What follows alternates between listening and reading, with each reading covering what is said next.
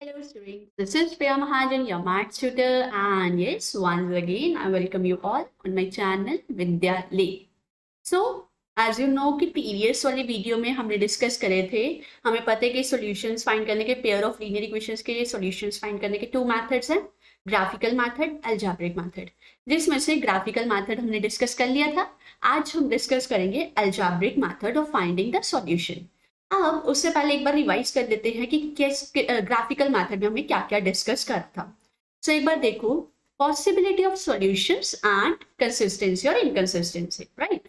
अब यहाँ पे देखो कि इक्वेशंस अलग अलग टाइप की हो सकती हैं। फॉर एग्जाम्पल, एग्जाम्पल्स की हेल्प से हम डिस्कस कर रहे हैं। एग्जाम्पल ले रहे, फर्स्ट पेयर ऑफ लाइंस है x minus 2y equals to 0 and 3x minus 4y minus 20 equals to 0। अब जब इसका हम ग्राफ प्लॉट करेंगे तो इसकी लाइंस कैसे बनेंगी? इंटरसेक्टिंग। तो ग्राफिकल रिप्रेजेंटेशन से जब इसकी लाइंस इंटरसेक्टिंग बन रही है, सो हमें ये क्लियर था कि जब लाइंस इंटरसेक्टिंग होगी तो सॉल्यूशन उसका क्या रहेगा? यूनिक, एंड सिस्टम कैसा रहेगा? कंसिस्टेंट। ठीक है, अब ये था ग्राफिकल। अब अलजेब्रिकली अगर हम चेक करें तो अलजेब्रिकली कैसे था कि हम क्या करते थे? a1/e2, b1/b2, c1/c2 ratios find करते थे, उनका कंपेयर करते थे।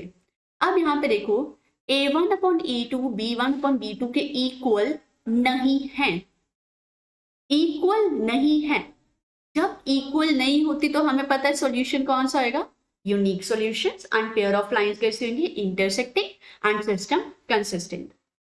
अब अगर हम पेयर ऑफ लाइंस इस तरह से ले रहे, 2x plus 3y minus 9 equals to 0 and 4x plus 6y minus 18 equals to 0। a1/a2, b1/b2, c1/c2 निकालना। तीनों को सॉल्व करो तो तीनों की वैल्यूज मेरे पास क्या आ रही है? 1/2 के इक्वल, दैट इज सेम आ रही है तीनों रेशियोज। जब तीनों रेशियो सेम आ रही है, दैट मीन्स उनकी जो लाइंस है वो कोइंसाइड कर रही है, कोइंसिडेंट लाइंस है, एंड उस केस में सॉल्यूशन कैसा होगा? Infinitely many solutions. और सॉल्यूशंस है तो सिस्टम कैसा होगा? Consistent, right. अब अगर पेयर ऑफ लाइंस इस तरह से है, x plus 2y minus 4 equals to 0 and 2x plus 4y minus 12 equals to 0, उस केस में निकाला a1/a2, b1/b2, c1/c2। तो देखो कैसे आ रहा है, a1/a2, b1/b2 इन दोनों को सॉल्व करा तो 1/2 के इक्वल आ रहा है, बट c1/c2 आ रहा है 1/3। तो दैट मीन्स ये दोनों तो इक्वल हैं but not equal to c1/c2। So ये केस कौन सा था कि when a1/a2 is equals to b1/b2 but not equals to c1/c2, that means pair of lines के आएंगे इस केस में parallel lines, and solution उसका कोई भी exist नहीं करेगा, no solution, and if there is no solution that means system is inconsistent। तो ये चीज भी क्लियर हो गई। किस किस केस में हम कैसे कैसे रेशियोज कंपेयर करते हैं तो हमें क्लियर हो जाता है, या फिर ग्राफ्स प्लॉट करते हैं तब भी हमें क्लियर हो जाता है कैसे हम प्लॉट करेंगे और कैसे हमें सॉल्यूशंस फाइंड करने हैं, राइट। अब ये था ग्राफिकल मेथड। नेक्स्ट अब हम डिस्कस करने जा रहे हैं algebraic methods to find a solution.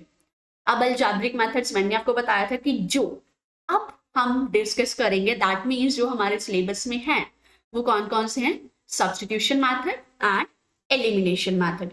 So discuss करते हैं फर्स्ट मेथड जो कि क्या है? Substitution method. सो ध्यान से देखिए, अब हम स्टेप्स क्या क्या है सब्स्टिट्यूशन मेथड से इक्वेशन को सॉल्व करने के। So first step is from one of the equations express one of the variable से y in terms of the other variable that is x। So again हमारे पास जैसे कि लेके चलते टू इक्वेशंस है, 2x plus 3y equals to 7 and x plus y equals 2। दोनों में से कोई भी एक इक्वेशन ले सकते हैं। एक इक्वेशन लेके उसमें से एक वेरिएबल फॉर एग्जांपल y की वैल्यू निकालेंगे in terms of x, other variable x, right. अब जब सब्स्टिट्यूशन मेथड है तो हम क्या करेंगे? जो ये y की वैल्यू आई है, substitute the value of y obtained the above step in the other equation। वो दूसरी वाली इक्वेशन में ये y की वैल्यू हम सब्स्टिट्यूट करेंगे। तो जब हम इस इक्वेशन में y की वैल्यू सब्स्टिट्यूट करेंगे तो ये वाली इक्वेशन में वेरिएबल कौन सा रह जाएगा? Just x। सो यहाँ से मेरे पास कुछ ना कुछ x की वैल्यू आ जाएगी, ठीक है। अब x की वैल्यू आ गई, solve the equation and get the value of x। सो ये था थर्ड स्टेप।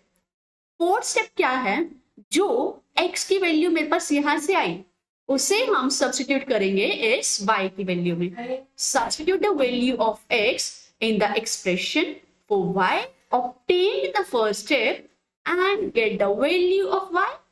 तो बहुत सिंपल था, कुछ भी नहीं करना।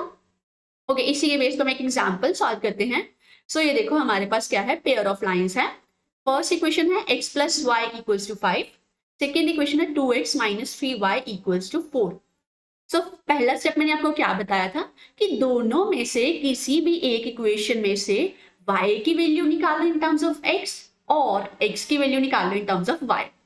सो यहाँ पे देखो जैसे मैंने x की वैल्यू निकाली इन टर्म्स ऑफ y, तो वो क्या आ गया, x की वैल्यू 5 माइनस y।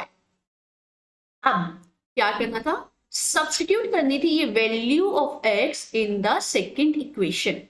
सो क्या बन गया, 2 इंटू एक्स की वैल्यू आ गई 5 minus y minus 3y equals to 4। Then 2 into 5 is 10, 2 into minus y is minus 2y, minus 3y equals to 4, right? Now minus 2y minus 3y is equals to minus 5y equals to 4 minus 10, 4 minus 10 is minus 6, so ये क्या आ गया, 5y equals to 6। ये भी चीज clear हो गई। 5y 6 है तो y की वैल्यू क्या आ गई मेरे पास, 6/5। सो यहां से y की वैल्यू आ गई 6/5। अब क्या करना था, जो मेरे पास ये y की वैल्यू आई है उसे हम किस में सब्स्टिट्यूट करेंगे, एस एक्स की वैल्यू में। तो क्या हो जाएगा, x equal to 5 minus 6/5।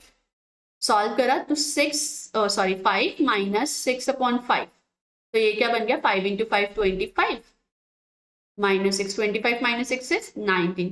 So x is equals to 19/5 and y is equals to 6/5, right. So ये था कैसे हम पेयर ऑफ लीनियर इक्वेशंस को सॉल्व करते हैं by substitution method. Next method जो हमारा है वो है elimination method. So let's discuss elimination method क्या है। एलिमिनेशन मेथड, अब नेम से ही क्लियर है, सब्स्टिट्यूशन में क्या करा था हमने, सब्स्टिट्यूट करी थी एक वेरिएबल की वैल्यू, राइट, और दूसरे वेरिएबल की वैल्यू हमने फाइंड करी थी।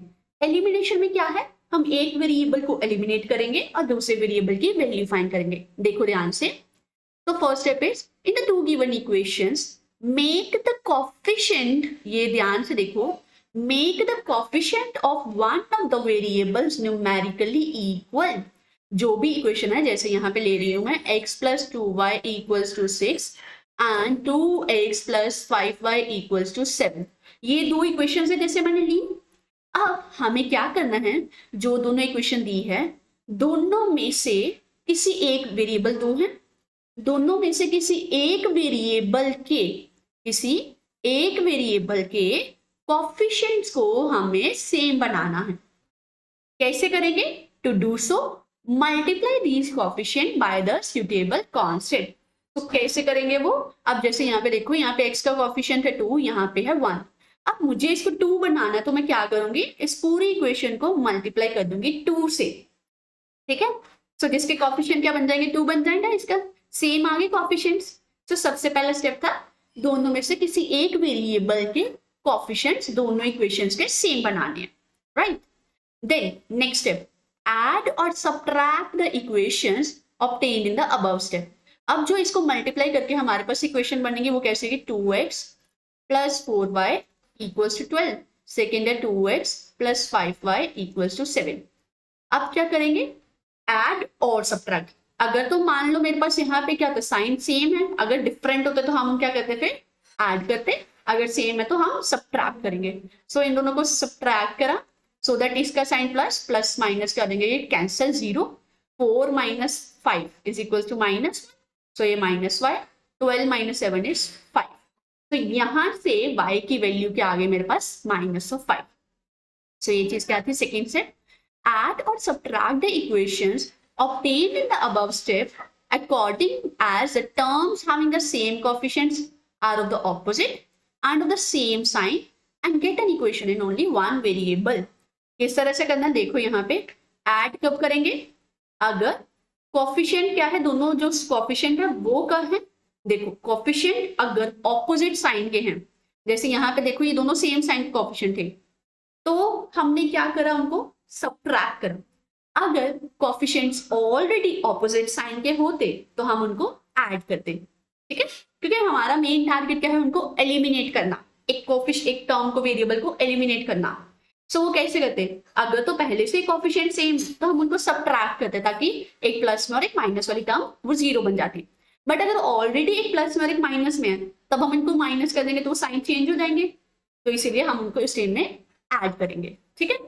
सो solve the equation and get the value of one of the variable. अब यहाँ से y की वैल्यू आ गई। अब substitute the value of this variable in either of the two given equations। दोनों में से कोई भी इक्वेशन में ये जो y की वैल्यू हमने निकाली है वो सब्सटीट्यूट करेंगे तो वो हमारे पास क्या आ जाएगी, value of the other variable. Clear to all? Okay, wonderful. So ये था कैसे एलिमिनेशन मेथड से हम सॉल्व करेंगे प्रॉब्लम्स को। अब इसी के बेस्ड एग्जांपल डिस्कस करते हैं कि कैसे हम डिस्कस करेंगे। सॉरी, क्वेश्चन क्या है, 3x plus 4y equals to 10। Second equation 2x minus 2y equals to 2। अब यहाँ पे देखो इक्वेशंस को हम ध्यान से देखें, एक इक्वेशन है 3x plus 4y equals to 10, second equation है 2x minus 2y equals to 2। अब अगर मैं चाहूँ कि x के वेरिएबल्स को सेम बनाना है तो मुझे क्या करना पड़ेगा, इस पूरी इक्वेशन को 2 से मल्टीप्लाई और इस पूरी इक्वेशन को 3 से मल्टीप्लाई करना पड़ेगा, तब भी यहाँ पे सेम बनेगा जो कि 6 आ जाएगा। तो मतलब मेरे को दो बार मल्टीप्लिकेशन करनी पड़ेगी। अब उससे इजी मैं क्या कर सकती हूँ कि मैं y के कोफिशिएंट्स को एक ही स्टेप में इजी मैं कर सकती हूँ, कोफिशिएंट सेम बना सकती हूँ। कैसे? अगर यहाँ पे देखो y का कोफिशिएंट क्या है 4, यहाँ पे क्या है -2। अगर मैं इस इक्वेशन को 2 से मल्टीप्लाई कर दूं तो कोफिशिएंट क्या बन जाएंगे, न्यूमेरिकली, साइन में बात नहीं कर रहे, न्यूमेरिकली सेम हो जाएंगे, वो भी 4 है वो भी 4 बन जाएगा, है ना। वही चीज हम करेंगे। तो हमने क्या करा, मल्टीप्लाई इक्वेशन 2 बाय 2। हम दोनों स्टेप कोई भी कर सकते हैं, यहाँ पे कुछ फिक्स नहीं है कि आपको सेकेंड इक्वेशन को 2 से ही मल्टीप्लाई करना है, आप 2 बार मल्टीप्लाई भी कर सकते हो कि फर्स्ट वाली इक्वेशन को जैसे 2 से, सेकेंड वाली इक्वेशन को 3 से, तो x के कोफिशिएंट सेम बन जाएंगे। हम जैसे मर्जी सॉल्व कर सकते हैं, ठीक है। सो ये देखो मेरे पास क्या थी फर्स्ट इक्वेशन, जब मैंने यहाँ पे करा सॉल्व, वेट,